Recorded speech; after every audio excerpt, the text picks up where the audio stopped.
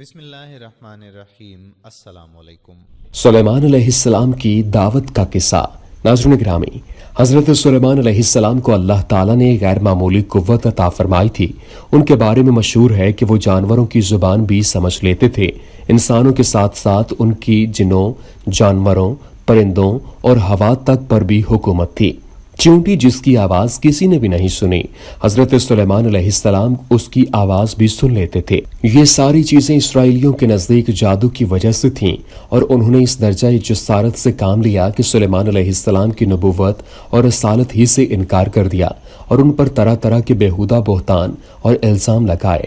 دوسرے الزامات کے علاوہ حضرت سلیمان علیہ السلام پر یہ الزام بھی لگایا گیا کہ وہ جادو کے عامل ہیں اور اس کے زور پر بادشاہ بن گئے، اور جنوں اور انسانوں اور وحوش اور طیور کو مسخر کر لیا۔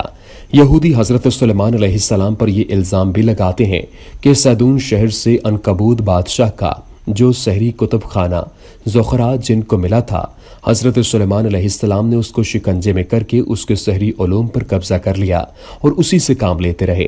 آخری دنوں میں یہ بھی مشہور ہوا کہ جن علم غیب جانتے ہیں، جو سراسر غلط، جھوٹی اور من گھڑت بات ہے۔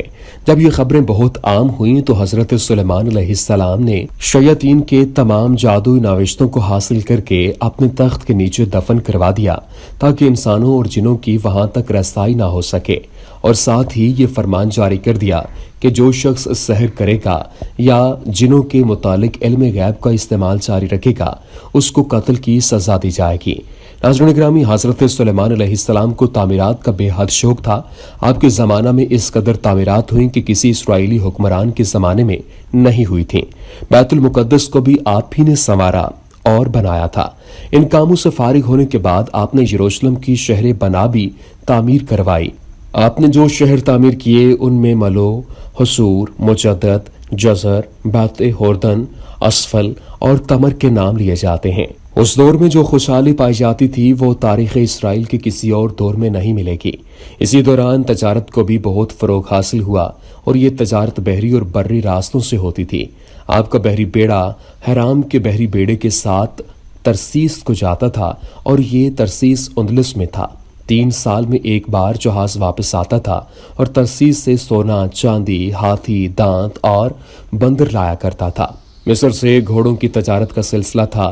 تاجر مصر سے کثیر تعداد میں گھوڑے لاتے تھے۔ یہ مصری گھوڑا یروشلم میں تقریباً 150 مسکال میں بکتا تھا۔ ملک میں مال و دولت کی خوب فراوانی تھی، لوگ آسودہ اور خوشحال تھے۔ ناظرین گرامی، توریت کا بیان ہے کہ بادشاہ نے یروشلم میں افراد کی وجہ سے چاندی کو ایسا کر دیا تھا جیسے پتھر، اور دیوار کو ایسا جیسے نیب کے ملک کے گولر کے درخت ہیں۔ اس افراد کی وجہ یہ تھی کہ ہر سال باہر سے آپ کے پاس جو سونا آتا تھا اس کی مقدار 666 کنتار تھی، جبکہ موجودہ حساب سے اس کا وزن 801 من 27 سیر اور 7 چٹانک ہوا۔ تجارت اور خراج کی آمدنی اس کے علاوہ تھی۔ آپ کی سلطنت کی وسعت یہ تھی کہ شمال مشرق میں دریائے فرات تک، جنوب مشرق میں یمن تک، مغرب میں فلسطینیوں کے ملک اور بحر روم تک، شمال میں غلیل تک، اور جنوب میں مصر کی حدود تک پھیلی ہوئی تھی۔ آپ نے 40 سال حکومت کی۔ آپ 13 سال کی عمر میں بادشاہ بنائے گئے تھے۔ چنانچہ توریت میں یہ مدت اس طرح بیان کی گئی ہے کہ ساری مدت سلیمان نے یروشلم میں سارے اسرائیل پر سلطنت 40 برس کی تھی، اور سلیمان علیہ السلام اپنے باپ دادوں کے ساتھ سو رہا اور اپنے باپ دادوں کے شہر سیہون میں دفن کر دیا گیا۔ واللہ عالم۔ ناظرین گرامی، حضرت سلیمان علیہ السلام کی حکومت انتہائی وسیع تھی۔ انہوں نے اسی دوران میں فرعون کی بیٹی سے شادی کر لی۔ کسی زمانے میں ان کی حکومت کا کچھ علاقہ فرعون کی عملداری میں شامل کر دیا گیا تھا۔ اب فرعون کی بیٹی سے شادی کے بعد حضرت سلیمان علیہ السلام نے فرعون سے اپنا وہ علاقہ مانگا تو فرعون نے اس علاقے کو اپنی بیٹی کے جہیز میں دے دیا۔ لیکن یہ علاقہ ملنے کے بعد حضرت سلیمان علیہ السلام دنیا کے سب سے بڑے حکمران بن گئے تھے۔ ایک دن اچانک ان کے دل میں یہ خیال آیا کہ اب انہیں اپنی وسیع سلطنت اور اختیارات کا مظاہرہ بھی کرنا چاہیے۔ کافی غور و فکر کے بعد حضرت سلیمان علیہ السلام نے یہ فیصلہ کیا کہ وہ اپنی رعایا کی دعوت کریں، اور اس دعوت میں جنوں اور انسانوں کے علاوہ اللہ کی پوری مخلوق کو دعوت دی جائے۔ چنانچہ انہوں نے اعلان کرا دیا کہ جملہ مخلوق مقررہ دن حاضر ہو جائے۔ ان سب کا کھانا سلیمان دیں گے۔ اس دن جنہوں نے بڑی بڑی دیگیں تیار کر دیں ان دیگوں کی تعداد 2007 بیان کی گئی ہے اور ہر دیگ ایک بہت بڑے تالاب جتنی تھی۔ قرآن کریم میں بیان ہوا کہ سلیمان علیہ السلام نے جو چاہا بنوایا، کلوں اور ہتھیاروں سے، اور تصویریں اور لگن تالابوں کی مانند دیگیں اتنی ہی بڑی یہ ایک ہی جگہ رکھی رہتی تھیں۔ ناظرین گرامی، اس موقع پر ہزاروں جانور ذبح کیے گئے اور کھانے تیار کیے گئے۔ اب کھانے کے لیے مخلوق جمع ہونا شروع ہو گئی۔ حضرت سلیمان علیہ السلام نے ہوا کو حکم دیا کہ وہ ان کے تخت کو ہوا میں معلق رکھے تاکہ وہ اپنے مہمانوں کو اپنی نظر سے دیکھیں۔ آپ نے ایک مچھلی کو دریا سے نکلتے ہوئے دیکھا، وہ فضا میں بلند ہوئی اور تخت کے قریب پہنچ کر اس نے کہا کہ اے سلیمان، اللہ نے مجھ کو آپ کی دعوت میں بھیجا ہے اور ہم کو یہ بھی معلوم ہے کہ آپ دنیا بھر کی مخلوق کو کھانا کھلا رہے ہیں۔ حضرت سلیمان علیہ السلام نے کہا، یہ ساری باتیں جو تو نے مجھ سے کہی ہیں اس کا کیا مطلب ہے؟ مچھلی نے کہا، سچی بات تو یہ ہے کہ میں آپ کا کھانا کھانے کے بعد بھی بھوکی اٹھائی گئی ہوں۔ حضرت سلیمان علیہ السلام نے کہا، ابھی تو اللہ کی مخلوق کھانے میں مشغول ہے، اس لیے کچھ صبر سے کام لے۔ اس پر مچھلی نے کہا کہ اے سلیمان، اللہ نے مجھے آپ کی دعوت میں بھیجا ہے اور یہ میں بھی جانتی ہوں کہ آج آپ نے جملہ مخلوق کے لیے کھانا تیار کرایا ہے۔ میں اس وقت بہت بھوکی ہوں، لہٰذا آپ پہلے میری بھوک مٹائیے۔ حضرت سلیمان علیہ السلام نے کہا، تو عجیب بے صبری مچھلی ہے، میں نے تجھ سے کہہ تو دیا کہ تو ذرا صبر سے کام لے، دوسرے کھا لے، اب اس کے بعد تو خوب آسودہ ہو کر کھائے گی اور تیری بھوک مٹ جائے گی۔ لیکن اس مچھلی نے کہا کہ میں اتنی دیر انتظار نہیں کر سکتی۔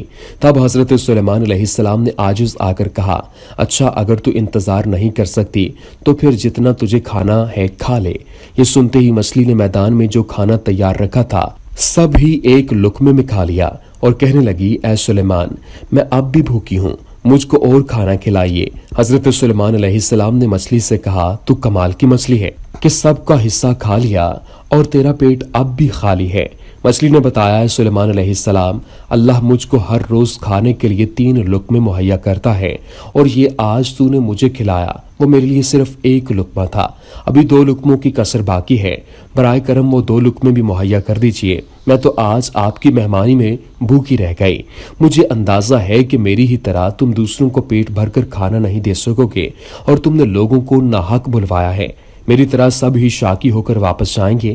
ناظرین گرامی، حضرت سلیمان علیہ السلام سجدے میں گر گئے، وہ رو رہے تھے اور خدا سے عاجزانہ کہہ رہے تھے، خدایا میں نے بہت بڑا قصور کیا، اب میں اپنی نادانی اور عاجزی کا اقرار کرتا ہوں اور توبہ کرتا ہوں کہ روزی دینے والا صرف تو ہی ہے اور سارے جہان کا تو ہی پیٹ بھر سکتا ہے، میں نادان اور مسکین ہوں جبکہ تو دانا اور توانا ہے۔ دعا ہے، اے رب کریم مولا، ہمارے اوپر اپنی رحمتوں کا نزول فرما اور ہمارے صغیرہ و کبیرہ گناہوں کو معاف فرما، تو بے شک بے حد مہربان اور رحم کرنے والا ہے۔